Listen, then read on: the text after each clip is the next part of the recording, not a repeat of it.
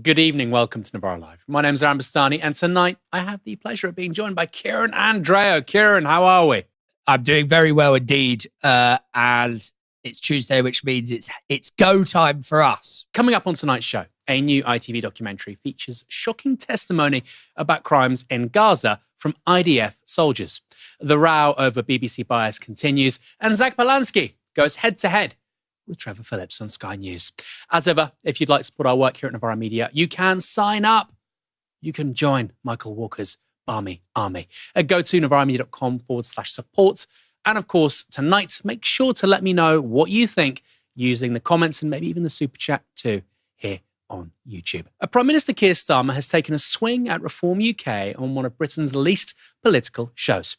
A GP and TV host Amir Khan got to speak to the Prime Minister for ITV's Lorraine, and he began by asking what Starmer was doing to unite the country. This is so important because I think the political divide now is between what I call patriotic national renewal, which is what this Labour government is doing, bringing people together, whether it's partnership working here or across the country, finding those points of connection, or, and this is what I fear, the toxic division of Reform and others on the right in politics, where they're tearing our country apart. Some of the rhetoric we're hearing, racist rhetoric, divisive rhetoric, that frankly I thought we'd dealt with decades ago, is returning to politics. And it makes people feel very scared. And we have to stand up to that racism, to that division. And we have to proudly say that to be British is to be concerned for others, is to be reasonable, is to be tolerant and compassionate. And we're proud of that. It's good to hear the Prime Minister taking on the rise of outright racist abuse in the country. A lot of it generated by British far-right figures, many of which are now funded by American money. And it's a safe political move too, because pinning at least some of that on Reform is broadly in keeping with a plurality of public sentiment. YouGov polling from September shows that 47% of people thought the party was generally racist, while 36% said it was generally not racist. Now, Labour and Reform will both be fighting for the same electoral territory going into the next election, working class voters. And Keir Starmer was keen to affirm his connection to them. You still think you're the party of the working class? Yes, I absolutely do. We're the party of the working class, fighting for the working class, always have been, always will be. It's funny that, because it wasn't that long ago that Labour very noticeably stopped talking about the working class, replacing it instead with working people. Labour, though, has an uphill battle ahead of them to win that group over. When it comes to middle-class people, professionals, managers and so on, Labour and Reform are neck and neck in popularity at around 18 points each. But if you look at working class voters and those who are on long-term benefits, Reform has the race pretty much sewn up, with 35% saying they would vote for Nigel Farage's party in an election tomorrow. So it's going to take a lot more than words for Keir Starmer to change their minds. On ITV, however, the Prime Minister gave the strongest hint yet that the upcoming budget could contain one very popular economic measure aimed at getting working class families back on side. I can tell you in no uncertain terms, I'm determined to drive child poverty down. It is what the last Labour government did, and it's one of the things we were proudest of. I am personally determined that is what we're going to do. You won't have to wait much longer to see what the measures are. Some of them are already in place. The free school meals, the breakfast clubs, free childcare are all part of it.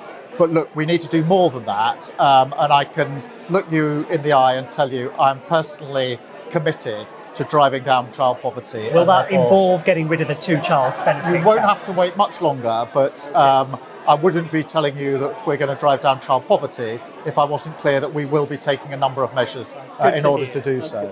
And that's really significant. Keir Starmer there effectively saying the two-child benefit cap, which is going to cost at least £2.5 billion, is going to go. That's going to probably bring several 100,000 kids out of child poverty, out of relative poverty, of course, measured as 60% or less for a household compared to the median household income. A huge step. Personally speaking, before the show, I was asking Kieran, would it make him more likely to vote for Labour? It would for me. I don't plan to, but the prospect of voting a government out and putting several 100,000 kids back into relative poverty would certainly be a factor. Just to be clear, I have absolutely zero plans to vote for Keir Starmer. Didn't in 2024, most certainly won't do at the next time of asking. I don't know if I can get Kieran down the line. If not, we'll carry on. We are here at Novara Media trying a new setup. We went live on Friday, and it's got teething problems, but it's a very expensive and I'm told effective piece of kit. We'll get there eventually. Kieran, what did you make of that statement from Keir Starmer, and does it make you more likely to vote for Labour? Well, firstly, on the rightward lurch in the country, I think it's pertinent to say that dog whistle politics and kind of far-right coded politics has been absolutely part of the DNA of Starmerism from virtually the very beginning. So, and I think part of the reason that his majority has vaporized at record speed is because he basically has no principles, but he promised metropolitan liberals that he would stabilize government, whatever that means, and that he would grow the economy by some miraculous, unspecified method. And to reform voters, or would-be reform voters rather, he promised them that he would stop small boats and he would minimize asylum claims and migration generally. Obviously, he's done neither. He kind of made the Labour Party a chameleon, a vehicle, or chameleonic vehicle that sat very comfortably against a background furnished by the far right. And lest we forget that only a few weeks ago, he was reprimanded, or a couple of months ago rather, he was reprimanded for paraphrasing the Rivers of Blood speech, Enoch Powell's Rivers of Blood speech. I think it's pretty clear to me, I have no way of proving it absolutely, but it's pretty clear to me that he knew exactly what he was doing with that. And then, of course, there's stuff about suppressing what was the Ford report within the Labour Party, treating Diane Abbott very poorly. So Ford report suppressing a report that basically said that claims of anti-Semitism within the party had been trumped up, and that actually anti-black racism was a reality. That was basically buried by Starmer, the conclusions of that, the findings of that report. I think just on the point about Zach Polanski and about whether Keir Starmer is now saying things about the two-child benefit cap and so on because of fear from the left and the right that both Farage and Polanski are going to eat his lunch. Well, of course, that's the nature of the Labour Party under his leadership. Precisely because he has no principles, it is largely rudderless. Now, it's true, I don't want to exceptionalize him, it's true that political leaders, political parties respond to the context of the day, and there's various toing and froing and shifting in political centre grounds and so on that make policies permissible. But Keir Starmer, having refused to do anything about the two-child benefit cap, having done a U-turn on the winter fuel allowance, and, as I said at the beginning, having parroted the rhetoric of the far right in order to win the election and carried on in government, it's pretty obvious that basically everything he does is dictated by his enemies, which is an incredibly depressing residual way to do government. Labour is sweating over Reform UK with good reason. New polling from YouGov today continues to show Reform dominating. If there were an election tomorrow, 26% of the country would vote Reform, with 19% voting Labour, followed by the Tories, and then the Greens. Other polls have shown different orderings for the runner-up parties, but all confirm Reform's status as the front-runner. They have complete supremacy amongst the electorate at the moment. Now, there are lots of reasons for Reform doing so well, not least the advantage of being a party that says things that appeal to different groups of people without having to reconcile those things with the reality of power. Say what you like about Keir Starmer, that's kind of a problem for Labour. But there are signs that may be changing. Last week, party leader Nigel Farage ditched the manifesto pledge that got him elected to Parliament. £90 billion in tax cuts and a promise to make everyone £1,500 a year better off. Sounded too good to be true, and turns out that it was. Adopting the language of Rachel Reeves, Farage talked about economic growth and restoring trust in the economy, calling his party mature and sensible, and not exactly words you might associate with radical change or, dare I say, Nigel Farage. And today, news out of Reform-controlled Northamptonshire Council shows the party isn't averse to tax rises too. That council, again, remember, Reform-controlled, plans to double council tax on second homes in the area. Now, I don't think there's anything wrong with that. In fact, I'd say fair play to Reform in that neck of the woods. Having a second home somewhere means you've taken it away from local people. Plus, you're not usually in the area for long enough to make a significant contribution to the economy. So sure, make that contribution instead through paying more tax.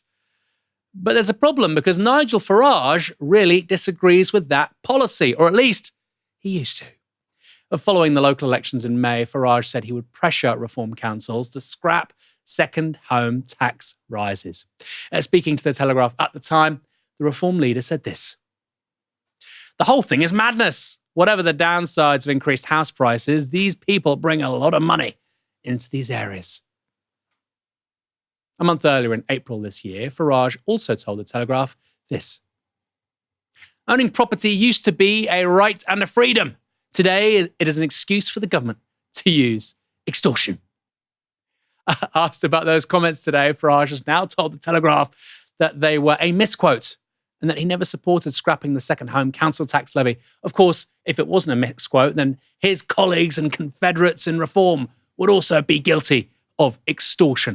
A new documentary on ITV shows how Israeli soldiers were given completely free range in Gaza to murder, torture, and abuse Palestinian civilians. And it isn't some lefty journalists telling that story. It's IDF soldiers themselves that are doing the talking, recounting how, contrary to every international and domestic law, they were given carte blanche to terrorize Palestinians in the Strip. Now, we're going to play some clips from that extraordinary documentary. If you're listening on the podcast, apologies, but the testimony you're about to hear is in Hebrew. But if you can, watch this story on our YouTube channel for the subtitles. I promise it's really worth it. In this part of the film, some of those soldiers talk about the illegal use of Palestinians as human shields, including children. כאילו התחילו שימוש במגנים אנושיים פתאום. פתאום יש לזה נוהל, הצבא מתנהל עם נוהל סדור של איך להפעיל מגן אנושי. צה"ל עד היום אומר, זה לא נוהל סדור, זאת לא הוראה. צה"ל משקר, מוסקיטו פרוטוקול, והוא מדבר על השיטה שבה מפעיל תופסים, התהליך שבה צריך לעשות בשביל להפוך כאילו פלסטיני לסוכן כביכול. זה נועד בצורה אקסקלוסיבית לעבוד במנהרות, שזה משהו שבאמת היה, כאילו זה הוכח כמשהו שהוא מאוד מאוד יעיל. אתה מכניס מגן אנושי לתת קרקע, הוא הולך, הוא ממפה, הוא פותח דלתות, הוא פותח חסימות, הוא כאילו שמים לו אייפון בווסט, ואז הוא הולך והאייפון מחזיר GPS. ומפקדים רואים את הרעיון הזה, והרעיון הזה פתאום הוא מתרחב. וזה כמו יש בשתי קוצים, כאילו פתאום תוך שבוע כל פלוגה בגדוד מתנהלת עם יתוש כזה. אבל כשאתה רואה בן אדם קרוב אליך ואתה מבחין בזה שהוא פשוט בן אדם וצריך ללכת לשירותים והוא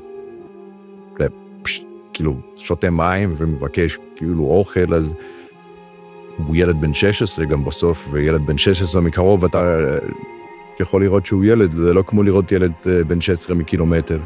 Quite extraordinary. This is testimony, remember, from IDF soldiers. Presumably, the Israel lobby in this country, which seeks to throttle anything remotely critical of Israel's illegal war and genocide in Gaza, presumably those same people, those same forces in British civil society and, of course, America as well, will say that these people are anti-Semitic, presumably.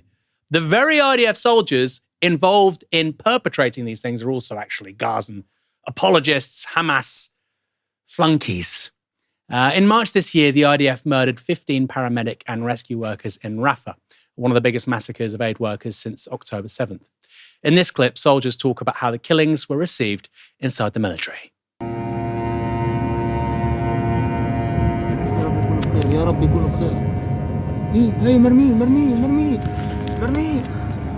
March the 23rd, 15 rescue workers were shot dead by the Israelis.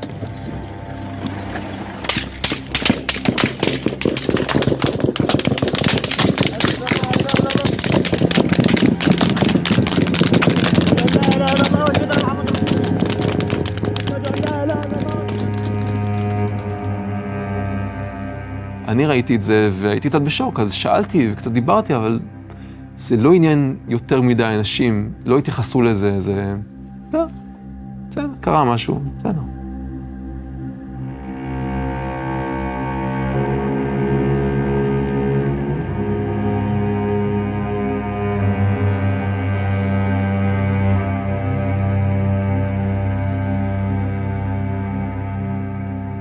וכאילו אנשים, אתה יודע, מגלגלים עיניים בדרגות הגבוהות, ואומרים כאילו, תעזבו אותנו מהבלגן הזה, אנחנו עוסקים במלחמה. בהתחלה תצא איזו הכחשה גורפת, ואז יגידו שבעצם זאת הייתה איזו טעות מבצעית, ואז אנחנו נדע שהם חברה של פושעים שהחליטו להרוג אנשים סתם. There are a bunch of criminals that decide to kill people. Now, if I go on the BBC and say that, I'm going to get the Campaign Against Anti-Semitism, the Board of Deputies, the Labour Party, the Tory Party, probably Reform too, coming out in unison, a chorus, this man is an anti-Semite. How dare he be platformed on the BBC? Well, you have somebody who's literally served in the IDF saying that. What are we meant to do? What are we meant to do? And I can also say, we'll be talking about the BBC later on, one of the biggest stories, of course, in the last 24 hours. Would this have been broadcast on the BBC? I wonder. I wonder. Precisely because of the fear, the sense of terror with regards to the political consequences of something like that being published on the BBC. But to repeat, this lady is referring to the higher-ups in the IDF as criminals. She's saying that, okay? It's not the International Criminal Court, right? It's not some South African lawyer. It's not Andrew Feinstein. It's not Jeremy Corbyn. Somebody literally in the IDF. Is that good enough? Of course it's not. Of course it's not. And you know what? These people are very brave to be saying what they're saying publicly and putting their face to it. Very brave. In this clip, one Israeli Air Force soldier speaks off the record about his own personal politics. כמה לגיטימי בעיניך כדי להוריד סתם באמת מג"ד בחמאס? רק על פי הדין הבינלאומי. רק על פי כמות מסוימת שבלי אוהבים שמשתדלים, זה what המינימום האפשרי. אני ימני קיצוני בדעותיי. אני חושב שאין מגבלה. אתה שואל אותי, עם D9 הייתי דוחף בשביל העשירי את כולם לים, נותן להם שנורקלים ונותן להם לשחות למצרים. I would give them snorkels and let them swim in the ocean. He's talking there about ethnic cleansing. It's interesting, isn't it? The guy who's saying the most disgusting, outrageous thing is obscuring his identity. But equally, it's the thing that apparently it's most forgivable if you're in the British media. You know, what he's saying, ethnic cleansing is the thing that is always trending on X, and you can say if you're an American influencer, and you can say if you're some wacko on a Tommy Robinson protest, he's the guy who's having to obscure his face, because of course in reality what he's saying is evil. It's illegal, by the way, under international law.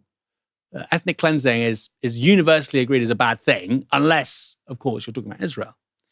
Now, it's unlikely that any of the soldiers or commanders involved in these crimes will ever see justice in Israel itself. Why? Because the state would rather protect rapist soldiers than those who blow the whistle on them. Last week, Israel arrested its former top military lawyer after she admitted approving the leak of a video said to show soldiers sexually abusing a Palestinian detainee. The prisoner, who was held in the notorious Israeli torture camp Sde Taiman, was allegedly assaulted in July last year.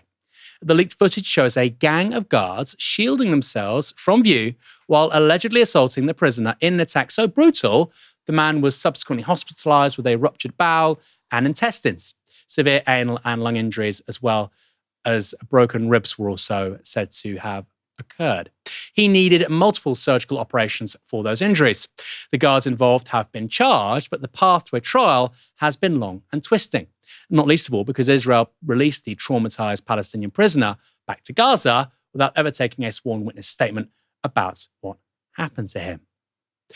Again, all of this, it seems, is perfectly acceptable within the British media. If the BBC seeks to explain these things, report on them remotely accurately, then in a moment of political crisis, as it's presently experiencing, the pro-Israel lobby, the people that support Israel, like to stick the knife in. They say that, well, actually, the BBC is a mouthpiece for Hamas, simply for, like I say, recognizing crimes against humanity. Kieran, what did you make of this documentary on ITV? Well, I think the thing to understand about this is that this is absolutely central to Israel's DNA. And it has been from, unfortunately, the very start. In fact, before the very start, when Israel constituted just a few paramilitaries and terror groups trying to scare Palestinians off their land before the creation of the State of Israel in 1948. It's not hyperbole to say that these kinds of testimonies describe activities, forms of sexual abuse and torture and violations of humanitarian law and human rights that have been central to Israel's tactics and strategies of terror and erasure of Palestinians from day dot. And, you know, Aaron, you're absolutely right that these soldiers are really brave for these individuals, are really brave for their testimonies. But and it's important that they do this because the world pays great attention. And of course, it makes sense that they do. It's not just some kind of white privileged thing where people take you more seriously if you're Israeli and not Palestinian, because you are the perpetrators of this and you've been part of this system. So, of course, people take first-hand testimony of that kind very seriously because people have a great deal to lose by sharing it. And I respect that. But respectfully to the whole world, nothing that's detailed here is different to what Palestinians have been trying to tell the world for, as I say, almost 100 years.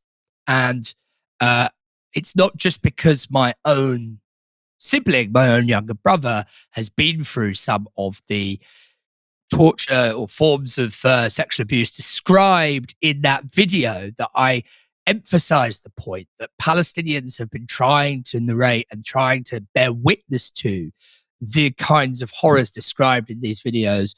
There is nothing in any of these horrific testimonies that I'm afraid I can say shocks me at all. That documentary really was something else, something extraordinary. And it really does put into sharp focus some of the nonsense we're hearing about the BBC and its inability, supposedly, to accurately report on what's going on in Gaza. That's true, by the way, in the other direction.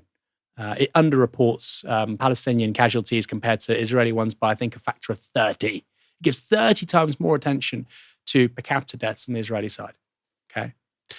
So yes, it's not entirely accurate, and yes, it makes big mistakes, almost always in the direction that favors Israel. Not an accident.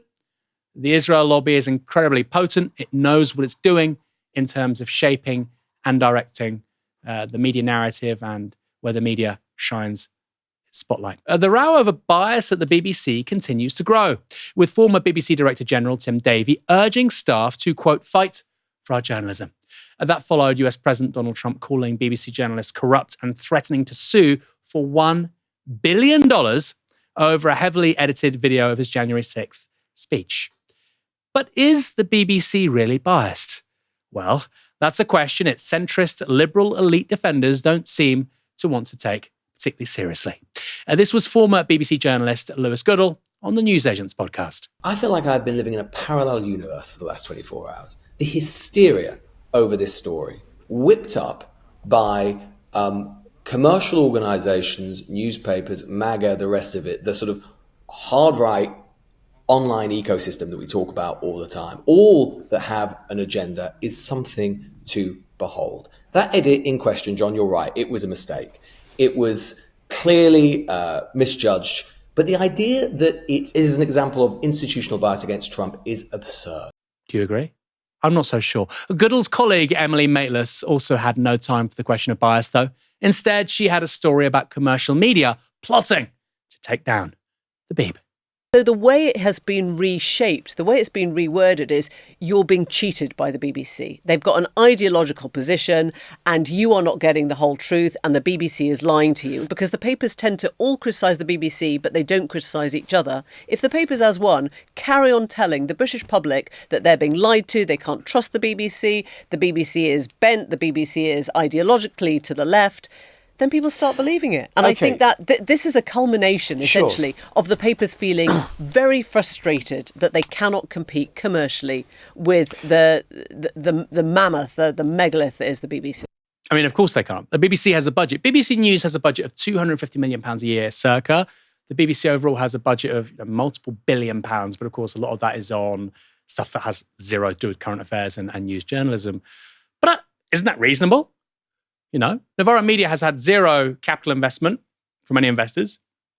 We're entirely reliant on our supporters, more or less. A few YouTube ads, but it's not that much, believe it or not. Isn't it quite reasonable to say that, look, you're given over £250 million a year. I'm compelled to give that to you because of the license fee. Actually, you should adhere to really, really high standards. I think that's quite a reasonable thing to say, isn't it? I don't think that's uncharitable.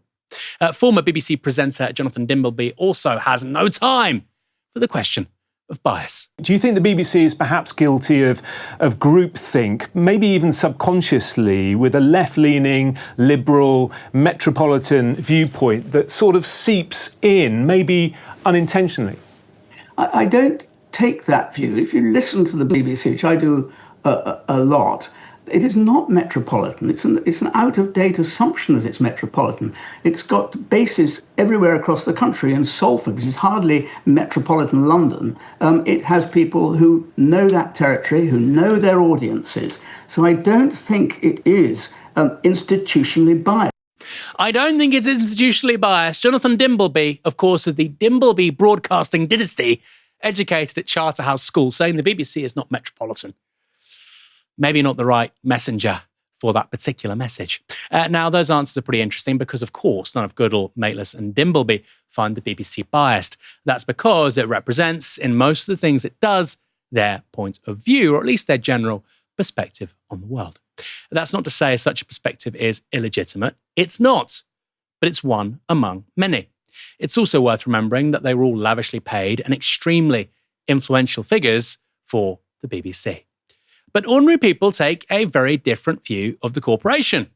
Polling from YouGov shows that 31% of people, mostly Tories and Reform voters, think the BBC is biased in favour of left-wing views. Meanwhile, 19% of people, mostly Labour voters, think it's biased in favour of right-wing views. Basically, half of all Britons think the BBC fails to represent their views, and only a fifth think it's unbiased. So why is that? Well, probably because it does reflect a political ideology that neglects wider political currents in this country, one that serves those who benefit most from the status quo, like Emily Mateless and Jonathan Dimbleby.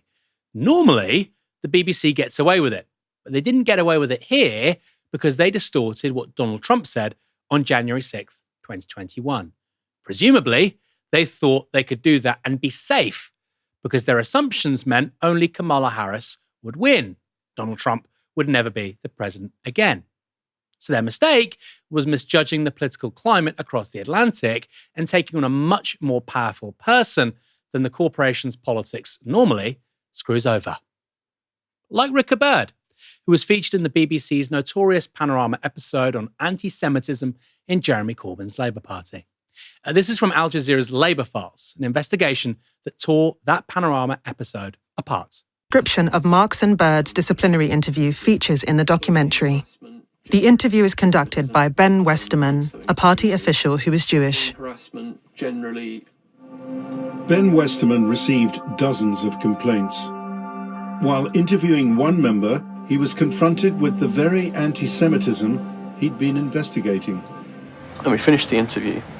The person got up to leave the room and then turned back to me and said, "Where are you from?" And I said, "What do you mean, where am I from?" And she said, "I asked you, where are you from?" And I said, "I'm not prepared to discuss this." And they said, "Are you from Israel?"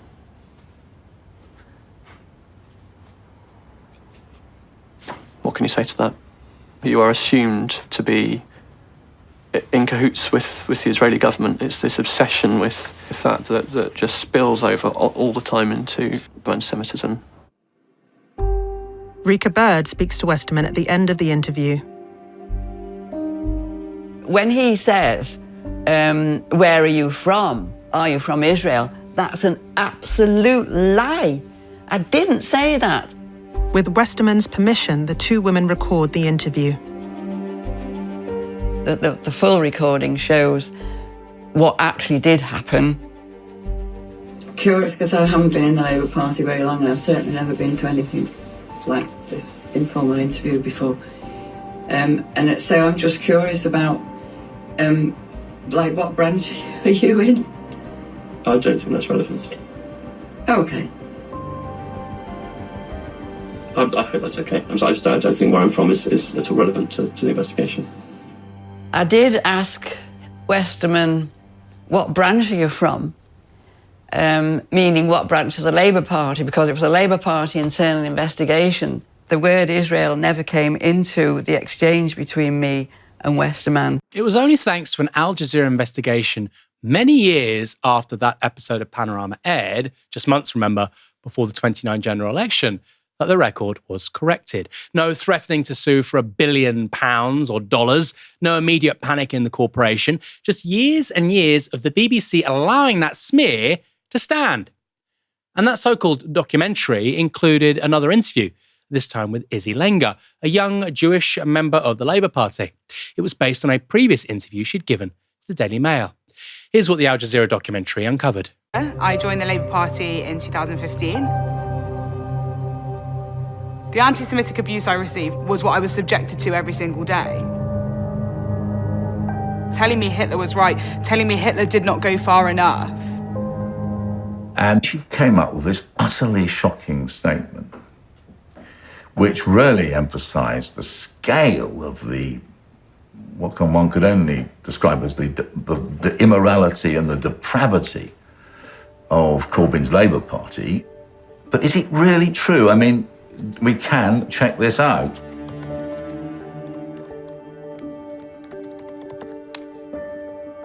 In 2015, when Lenga was at university, neo-Nazi posters appear on campus saying, "Hitler was right."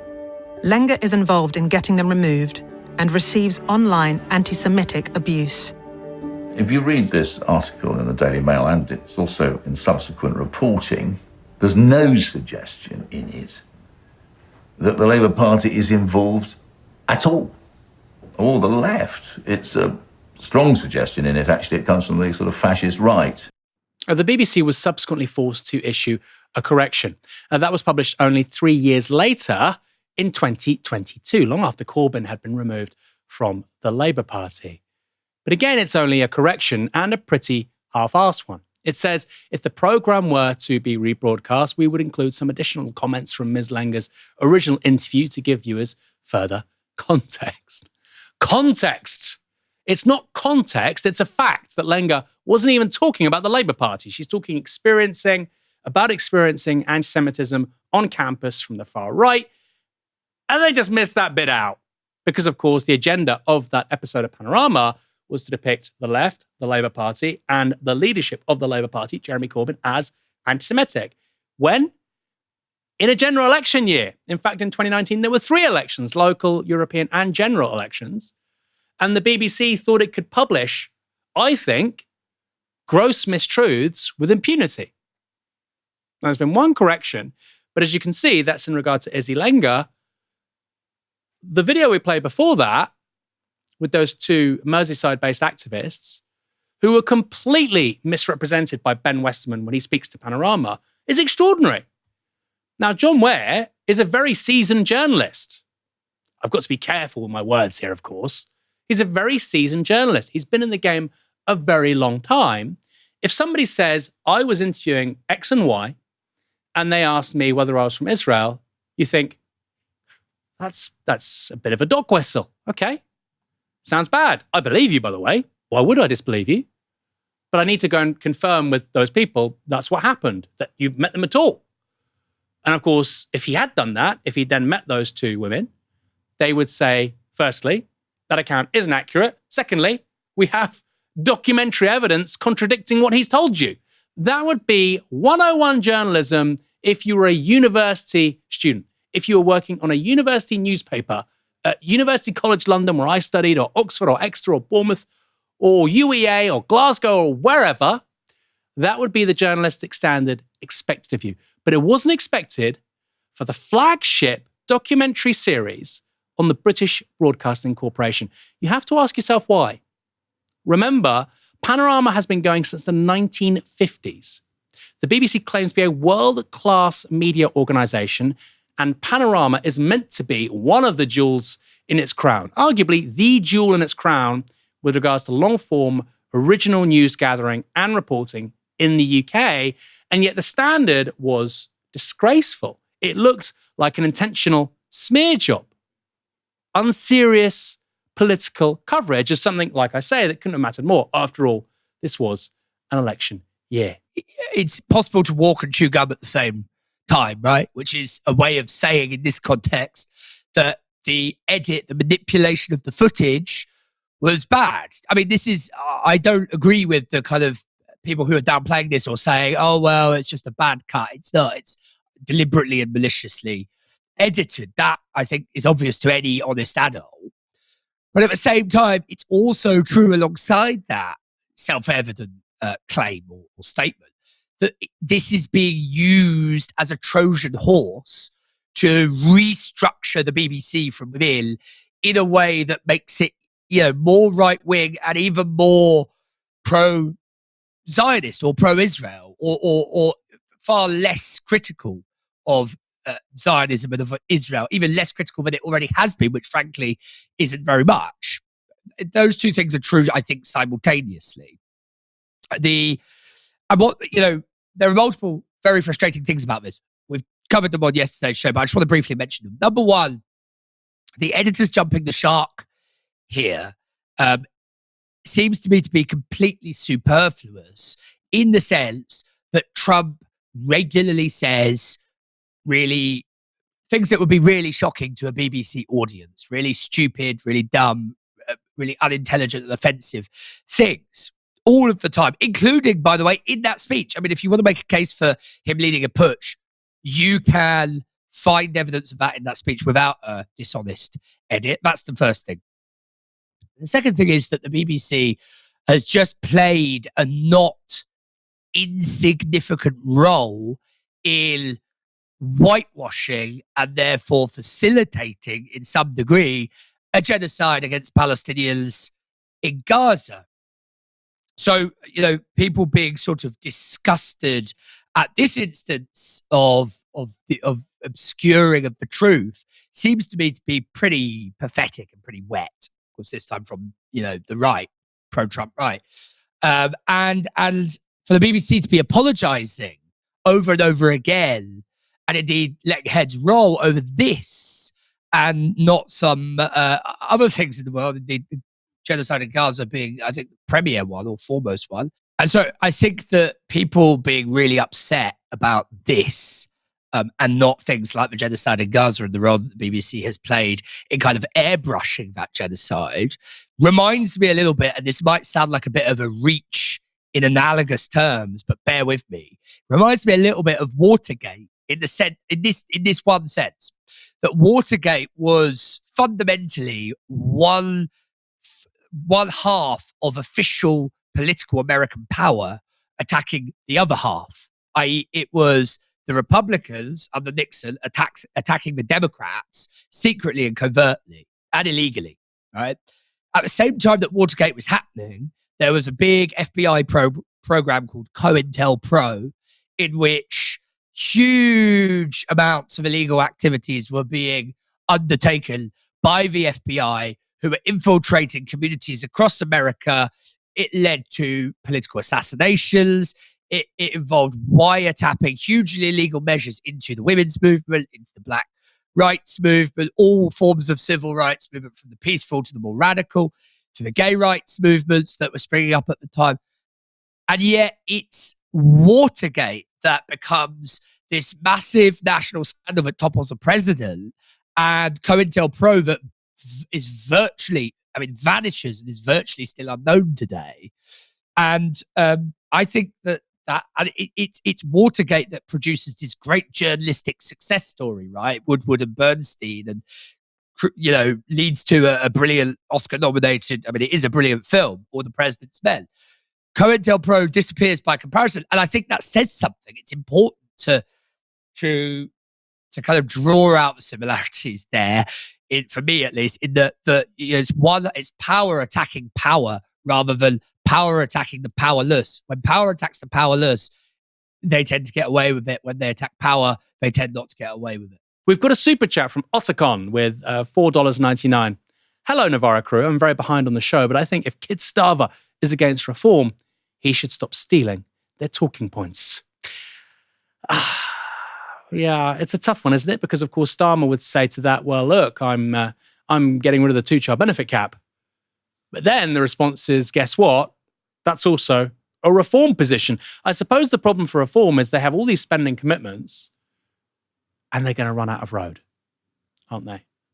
So Labour are increasing taxes, and of course that's very unpopular, but the good thing when you increase taxes is you can spend it on stuff.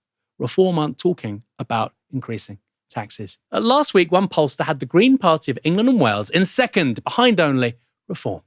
Find out now, a member of the British Polling Council had Zach Polanski's party 3 points ahead of Labour and 7 ahead of the Liberal Democrats.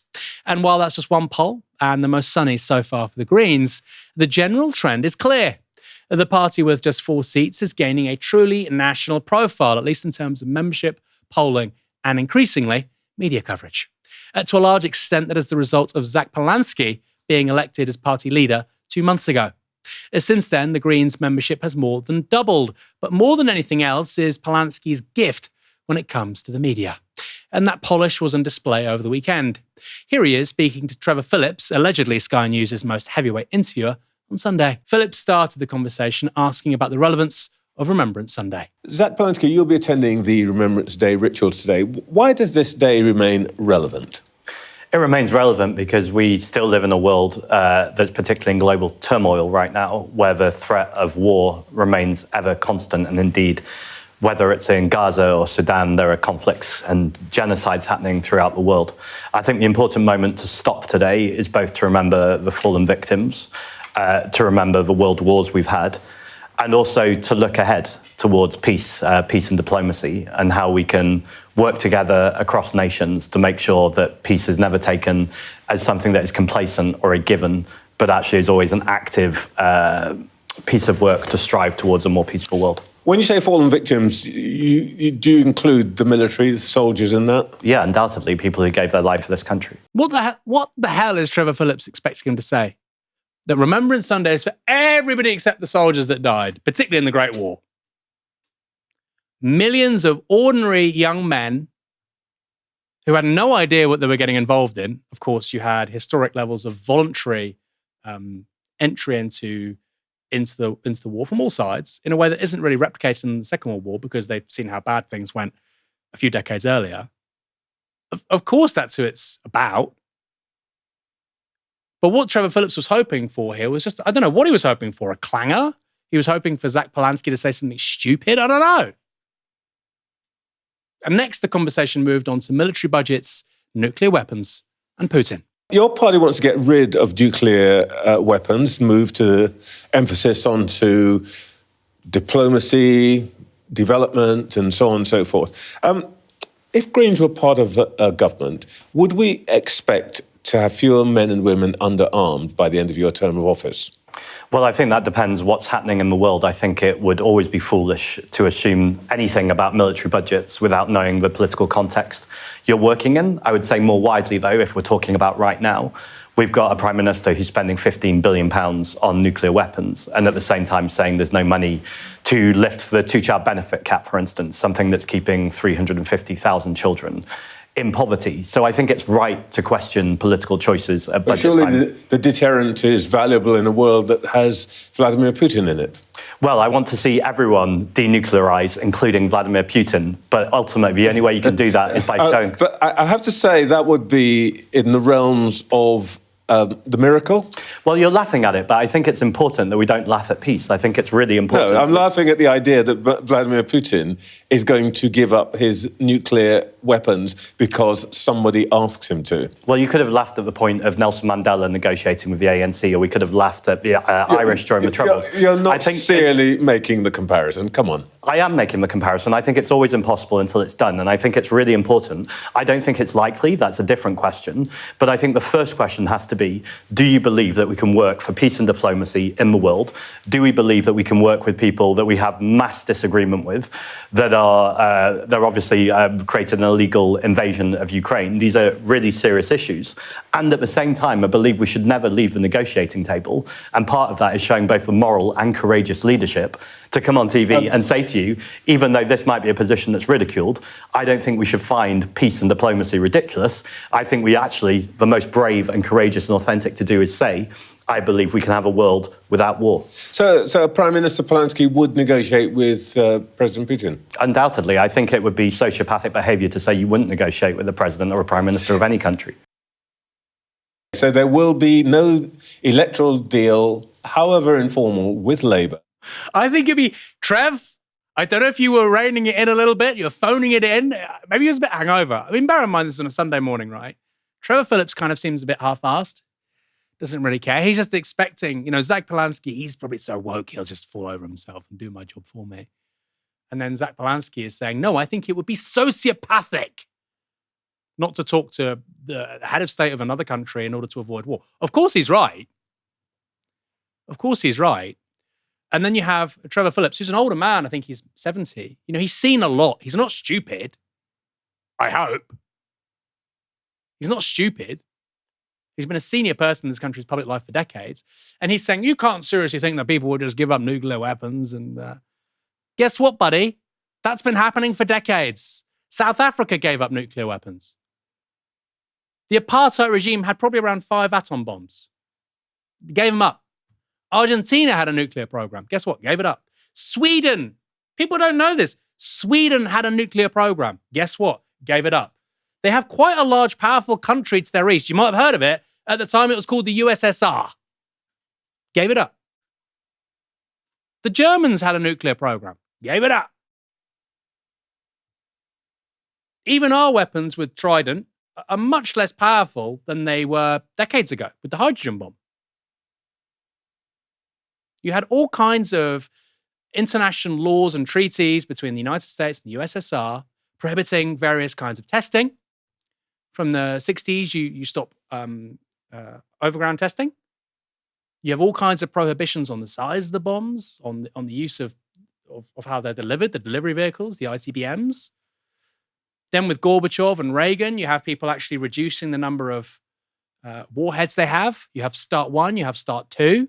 So actually, Trevor, if you have any idea about what the hell you're talking about, the last 50 years has been a story where countries, including the United States and the USSR, during the literal Cold War, were reducing their ability to destroy one another. So that's not utopian. That's not crazy. That's been happening. And in the last 10 years, we're actually moving in a different direction. But from the early 1960s onwards, basically after the construction of the hydrogen bomb, which is it's called a thermonuclear weapon. It's different from the original atomic bomb.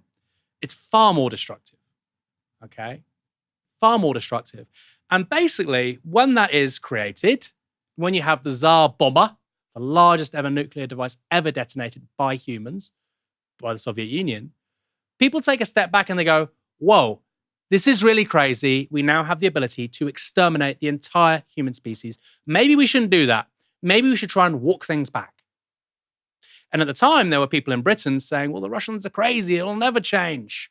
And there were people in the Soviet Union saying, well, the Americans and the Brits are crazy. You can't negotiate with them. We didn't wipe each other out. And we talk on this show a lot about how things went wrong, how there were so many disasters in the 20th century. So many. And there were. Genocides, ethnic cleansing, war, famine. There were. Crazy. So many crazy things. It was a miracle that nuclear weapons weren't used after 1945. It was a miracle. It's been 80 years this year. It would be a miracle if we go another 80 years and they're not used. So the idea that you can scoff at somebody who is really eager to avoid that outcome by any means necessary tells me how privileged you are. And I don't mean privilege in terms of economic background or your ability to access education. I'm saying you didn't have to participate in a nuclear holocaust. There's another timeline where that happens. We're very fortunate not to have been in it. We owe our kids and our grandkids to enjoy the same conditions. After asking Polanski about the meaning of the white poppy, and frankly going nowhere with that question too, Towards the end of their chat, Phillips touted the possibility that Green Party success would only help one man, Nigel Farage. So there will be no electoral deal, however informal, with Labour, even though the division on the left might let reform into number 10. Well, there's two things there. So in a recent poll just yesterday or the day before, Greens are actually outpolling the Labour Party. We're in 3 points ahead. So the real question you should be asking Keir Starmer is, will he stand aside to make sure that Nigel Farage isn't Prime Minister? But more widely, I was answering about Keir Starmer. I don't think Keir Starmer will be the Prime Minister at the next election. I think it's another question whether he'll even be an MP. And so will I work with a future Labour leader? Depends who the future Labour leader is. Oh, who would you like? It's not really for me to decide who the Labour leader is. What I would like to see is more and more people voting and joining the Green Party, which is why membership of the Green Party has over doubled in the last 2 months. I intend to keep helping make it grow. OK, but a lot of people in the Labour Party who might fancy some sort of alliance with the Greens would be quite interested to know who they might support in the event that there's a vacancy that would make that alliance easier. Give them some guidance. Well, I can give some examples. I think Nadia Whittome, for instance, would make an excellent leader of the Labour Party. I don't think it's something she's necessarily in her ambitions right now, nor would the Labour Party, I'm sure she wouldn't mind me saying, necessarily support that. A left-wing MP, a very left-wing MP. Well, I think you say very left-wing, but actually when we look at what's happening in this country right now, look how far we've shifted to the right in terms of the conversation around migration, the conversation around privatising our National Health Service through the back door. I don't think these are very left-wing ideals, and I don't think that would be a problem if they were. But actually what I'm saying is where the majority of the country are at, which is we should nationalise our public services, invest in our National Health Service, and tax multimillionaires and billionaires just a little bit more. Well, tax multimillionaires and billionaires... only them? That's not going to raise much money. No, so there's other things like bringing capital gains tax in line with income tax. The reason why that matters is right now we tax earned income more than we tax unearned wealth. That seems absolutely outrageous to most people as a result of political choices, and we can make different political choices. The Chancellor, it appears, is likely to raise income tax, maybe 1p, 2p, for everybody. Will your members of Parliament vote for that? I can't demand what our members of Parliament vote for because they have a free vote, but I would say the principles that we're all standing by is that those with the broadest shoulders should face the biggest burden, and that doesn't make sense to do that across the board universally. People are struggling so hard right now. So you don't want to rise an income tax? No, people are tired and exhausted. Their wages haven't gone up, but food prices are going up. How can you make some of the hardest working people who haven't had a pay rise in years pay extra tax and allow multimillionaires and billionaires to continue not paying capital gains? All right. All right. We've got a guy who's actually saying some quite popular things here, and he's left-wing. OK, let's go elsewhere, right? By the way, there'll be a ton of people who are reform curious at the next general election who will be exposed to that kind of policy, that kind of messaging from Zach Polanski. Whatever you think about it, right? You might be a pragmatist and say it's pie in the sky, we have to increase taxes. And to be clear, with regards to Labour, they want to increase income tax in terms of 2p on the basic rate, but then they want to reduce national insurance contributions. So working people probably be level pegging. Pensioners, very rich people, landlords will be paying more. Now, you might think that's reasonable, right? Zach Polanski doesn't think that. But in any case, the fact you've got somebody on the left saying, no, let's increase capital gains tax and keep income tax where it is a real problem for Labour. Structurally, it's a very hard sell when you have, to your right, Reform saying all kinds of things about immigration and law and order, and to your left, the Greens saying, let's increase capital gains tax. And by the way, we tax capital gains at a lower rate, not just on incomes, but on dividends. There's no excuse for it. A few days earlier, Polanski appeared on a different kind of show, Channel 4's The Last Leg. Here he is responding to questions as Prime Minister Polanski outside number 10. Zach, what are you doing with these mics? Sorry. We're gonna throw some questions at you. You have to answer them without waffling. Okay. No waffle bombs. If you do waffle, to punish you as leader of the Green Party, Josh and Alex are going to rev a motorbike and release pollution into the atmosphere. Wait. Here we go. Jacob said, with Labor reform and the Tories all attacking disabled people, how would the Greens do disability differently? Nothing about us without us. We need to make sure that disabled people are at the centre of policy around disabled people. Actually, if we create better housing, if we make sure our transport is more accessible, that's good for everyone, especially disabled people. OK, well done. Grace. OK. Thank you. Who would you cast to play climate change in a movie? Nigel Farage, he's full of hot air anyway. OK. Sarah Horn, comment on this. It's more stressful than question time, I'm just saying. Horatio said, why is the Green Party so firmly against nuclear energy? Because Sizewell C has taken like 27 years to build. It's like creating the fax machine right now. We need to invest in renewable wind and solar. Alex. Yeah, I've got a big one for you. So, wind farms, trees, pandas, snog, marry, kill, go. Stop the pandas. What? What were the other ones? Wind farms and trees. Trees. So you've got to marry one and kill one. Marry the pandas. I don't want to kill any wind farms. I don't want to kill anyone. Have you ever watched porn somewhere you shouldn't by accident? Obviously.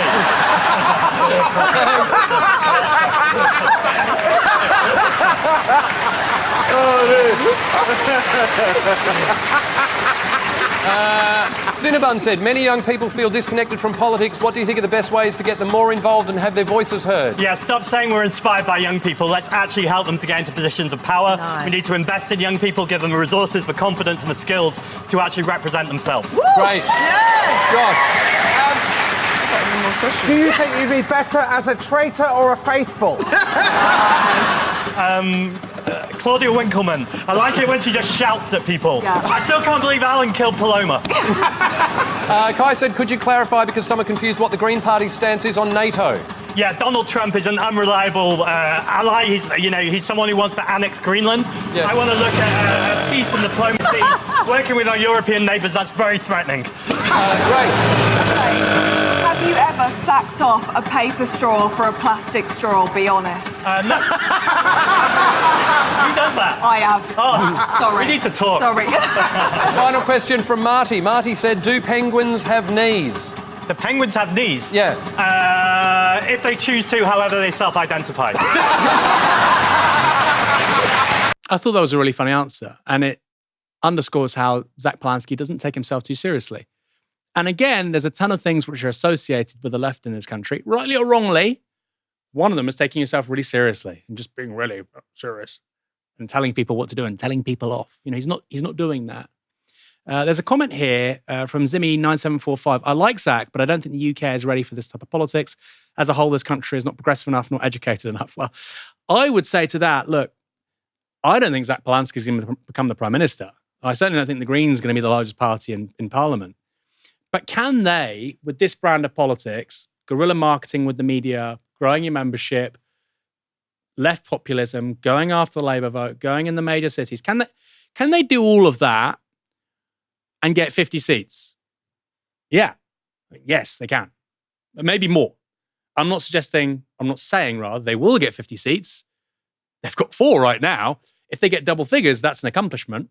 But they could get 50 seats. And that completely reorients the entire political calculation for the Labour Party. Also should be said, I wonder, would Keir Starmer be insinuating they're going to get rid of the 2-child benefit cap if Zach Polanski wasn't so prominent right now in the public conversation? If the Green Party hadn't outpolled Labour twice in 2 polls in 2 weeks, would Labour be doing that? I don't think so. On that point, finally, of Zach Polanski not taking himself too seriously, I was really struck by this article in The Guardian by the man himself. Here's the title. The right can mock my teeth all it wants. It shows the Greens have struck a nerve. I think he's absolutely right. It's a great article too. Go read it for yourself. But that's the point, isn't it?